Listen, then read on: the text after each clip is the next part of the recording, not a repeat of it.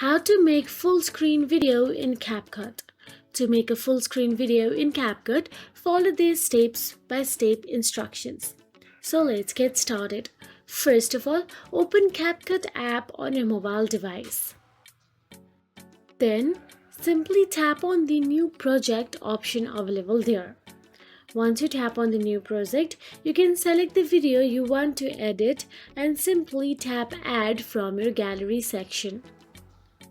Once you select the video, all you have to do is simply scroll down and look for the aspect ratio option available there and simply tap on it. Make sure you do not tap on the video timeline, because if you tap on the video timeline, then you won't get to see this option. Now look for any ratio option you want to put your video on.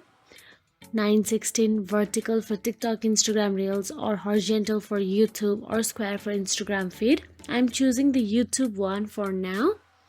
Now all you have to do is adjust your video by 2 fingers of yours.